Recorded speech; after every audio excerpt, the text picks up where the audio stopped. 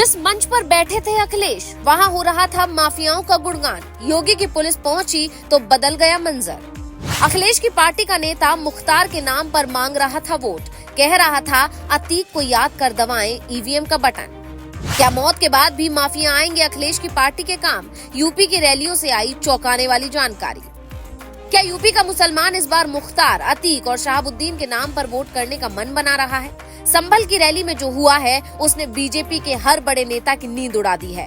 ये अखिलेश यादव की पार्टी के विधायक मोहम्मद फहीम इरफान के चाचा हैं। खुद पार्टी में अच्छी पोस्ट पर हैं, पर इनका बयान इतना खतरनाक है कि सुनने के बाद कई मुसलमान भी नाराज हैं, क्योंकि मुरादाबाद जिले के सपा अध्यक्ष हाजी मोहम्मद उस्मान ने माफियाओं के नाम पर वोट मांगे। पहले उनका बयान सुन लीजिए, फिर बताते हैं कि योगी की पुलिस अब इनके साथ क्या कर सकती है। ये जो नाइंसाफी और जुल्म है, उसका जो बुलडोजर चलाया गया है, उस बुलडोजर को जो रोकने के लिए वोट करें।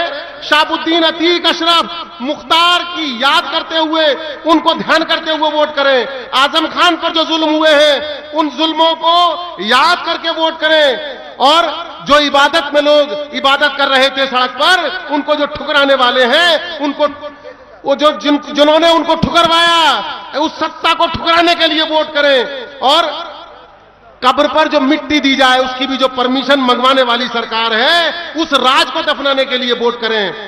बड़ी बात यह है कि हाजी मोहम्मद उस्मान जिस मंच से ये बातें कह रहे थे, उसी मंच पर अखिलेश यादव संभल से सपा प्रत्याशी जियाउर रहमान वर्ग के प्रचार के लिए पहुंचे थे।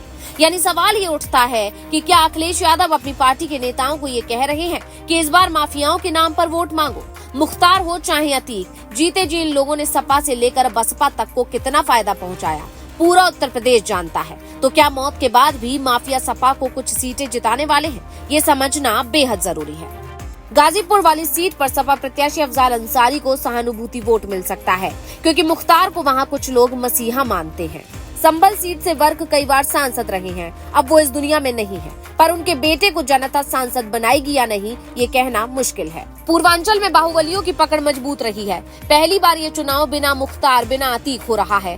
कई बाहुबली जेल में है। यूपी की जनता योगी सरकार की कानून व्यवस्था का गुणगान कर रही है, जिसका सीधा सा मतलब है सपा और बसपा की माफिया पॉलिसी से जनता ऊब चुकी है, त्रस्त आ चुकी है। फिर भी अखिलेश की पार्टी के पुराने नेता एक आखिरी कोशिश करके देख रहे हैं, और क्या रिजल्ट आता है ये 4 जून को पता चलेगा। लेकिन उससे पहले अखिलेश की पार्टी के जिला अध्यक्ष के साथ क्या हो सकता है, वो भी ध्यान से समझ लीजिए। योगी की पुलिस सिर्फ माफियाओं पर ही एक्शन नहीं ले रही, बल्कि उनसे जुड़े परिवार और उनके साथियों पर भी सख्त से सख्त कार्रवाई कर रही है। यहाँ तक कि चुनाव आयोग भी इस बात को बिल्कुल भी बर्दाश्त नहीं करेगा कि कोई इस तरह का बयान देकर वोट मांगे, तो इनके ऊपर मुकदमा दर्ज हो सकता है। और एक मुकदमे की जांच के बाद कितनी तरह के खुलासे होते हैं, ये तो सभी जानते हैं।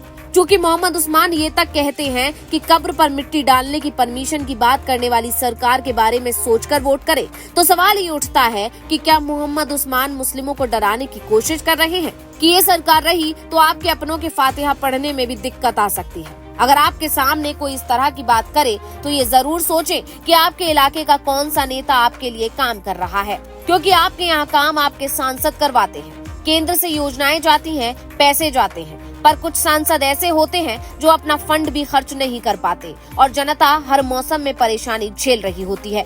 Bureau report, global Bharat TV.